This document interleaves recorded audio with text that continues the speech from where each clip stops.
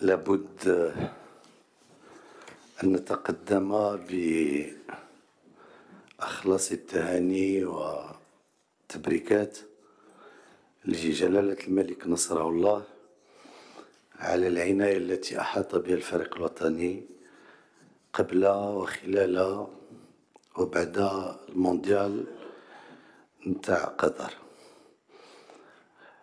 فأريد أن أوضح لكم بأن جلالة الملك نصره الله كان هو الداعم والمساند الأول للفريق الوطني، كما قلت، لا قبل الذهاب إلى قطر ولا خلال الإقامة نتاعنا في قطر،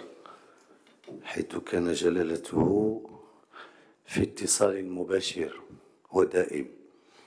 مع أعضاء الفريق الوطني مدربا ولاعبين لتشجيعهم وحثهم على بذل المجهودات الضرورية حتى يكونوا في مستوى تطلعات جلالته وفي مستوى تطلعات الجمهور المغربي. والكل شاهد الاستقبال الذي حظي به الفريق الوطني من طرف جلالته، حيث اعتبر حدثا تاريخيا سيبقى راسخا في تاريخ الكرة الوطنية وفي تاريخ الرياضة المغربية. إذن وبكل صدق وأمانة، فالفضل فيما نحن فيه اليوم وما وصلنا إليه اليوم بعد سبحانه وتعالى يرجع ويعود إلى جلالته الذي كما قلت كان داعما راعيا للاعبين وللرياضة بصفة عامة وللشباب في مختلف أنشطتهم. المسألة الثانية، لابد باسمكم جميعا أن نحيي الجماهير الرياضية التي اعتبرت وتعتبر من بين الأحداث التي ميزت حضور الفريق الوطني في قطر. وشاهدنا جميعا كيف أن الفريق الوطني في كل مباراة كان عندنا شعور بأننا نلعب في إحدى الملاعب المغربية، وهذا بشهادة الجميع وباعتراف مختلف الفاعلين داخل أجهزة كرة القدم العالمية. الحضور الجماهيري المغربي كان استثنائيا، وكان أكثر من اللاعب رقم 12 للفريق، وأنا كنت قريب من الفريق الوطني وكنت أحس بهذا الدعم اللا مشروط اللي كانت يجي اللاعبين. وبطبيعة الحال لابد أن ننوه بعطاء أعضاء الفريق الوطني سواء أطرا تقنية أو محيطة باللاعبين من أطقم طبية وإدارية، وبمجهود اللاعبين اللي يمكن لي نقول لكم اليوم بأنهم رغم مجموعة من الإشكالات وفي مقدمتها الإصابات اللي كانوا كيتصابوا بها في مختلف المباريات، والإصابات نتاع كوفيد 19 اللي قست على الأقل لاعب نصير مزراوي ونايف أقرد، وما كل هذه العوامل ما خلتهم شيء أنهم يتهاونوا ولو للحظة واحدة شعورا منهم بمسؤوليتهم التاريخية والواقع. وأنا هذه شهادة نقولها لكم وللتاريخ أن الروح التي أبان عليها اللاعبون، أنا تنعرف لاعبين لعبوا منذ المباراة الثانية وهم مصابون بأعصاب كان على الأقل خصهم يجلسوا 15 يوم، في مقدمتهم حكيمي والسايس وأمرابط والنصيري، هادو كلهم ولاعبين آخرين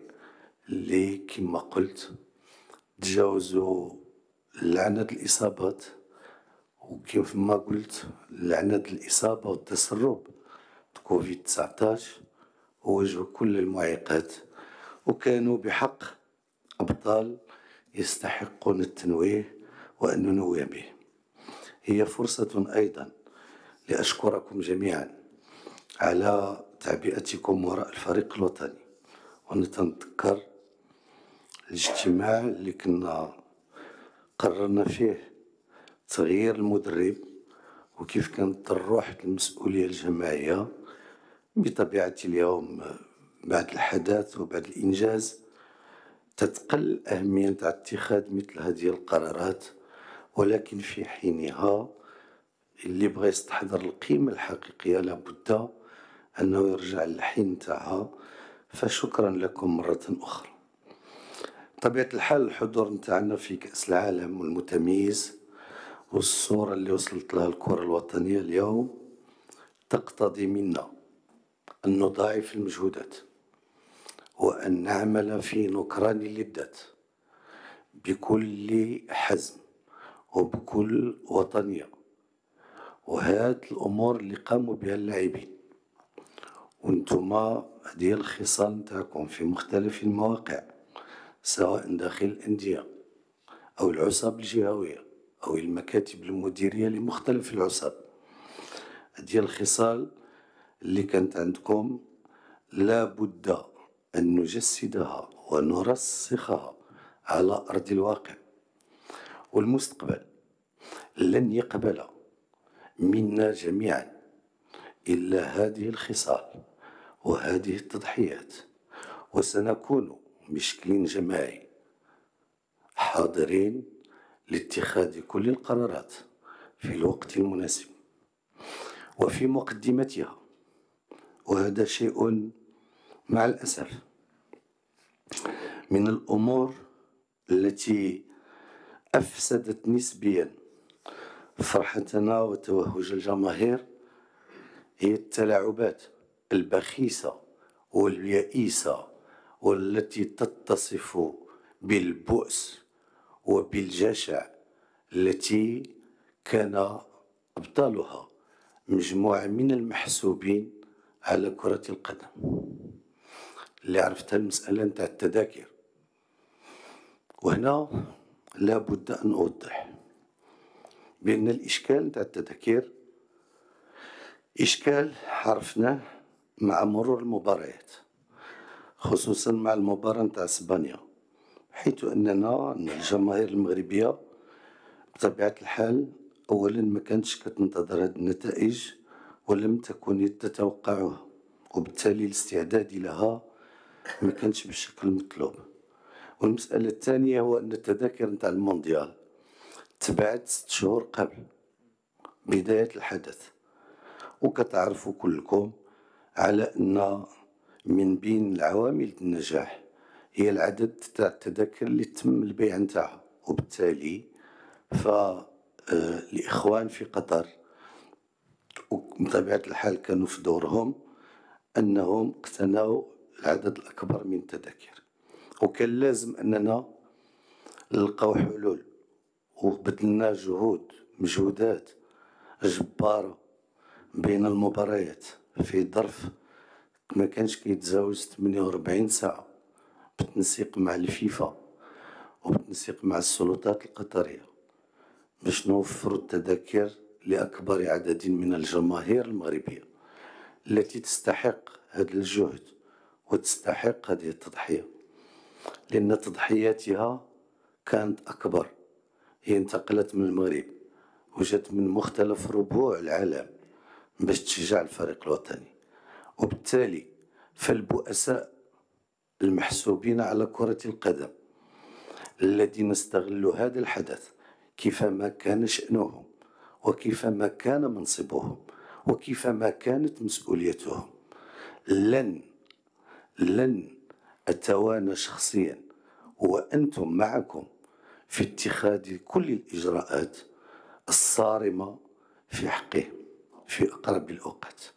وفي هذا المجال الجامعة الملكية المغربية لكرة القدم توصلت بمختلف التقارير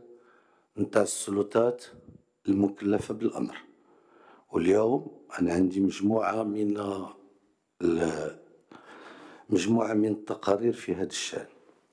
غادي نكون واحد اللجنة إلا كنتم متفقين اللي فيها السادة القضاة نتاعنا اللي كيترأسوا اللجان القانونية، وفي ظرف واحد 10 الأيام غيطلعوا على التقارير وغيجريو التحريات نتاعهم اللازمة. وكل من ثبت في حقه تلاعب بأي شكل من الأشكال في التذاكر نتاع المباريات لن يجد بعد 10 من يناير إن شاء الله مكانا ولا مجالا في كرة القدم، لا من الأقسام نتاع الهواة نتاعو إلى أعلى المستويات. معناه سيكون مصيره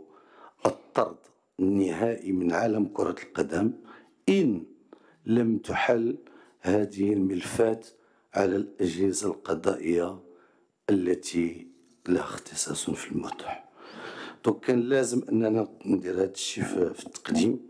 باش نرفع كل لبس على هذه الأعمال المشينة مع الأسف والتصرفات اللا إنسانية اللي قاموا بها بعض الأشخاص اللي ما عرفتش أنا كيف كان المنطق ولا تصورهم في وقت اللي كنا كنعالجوا فيه في ظروف صعبة للغاية. لا العلاقات مع الفيفا ولا مع السلطات القطرية باش نوفروا أكبر عدد من التذاكر كما قلت لإتاحة الفرصة لجماهير غفيرة وعريضة تحب بلدها وتحب وطنها وتحب فريقها وما درت حتى شي ذنب إلا أنها قطعت 7000 كيلومتر باش تحضر لمساندة الفريق الوطني.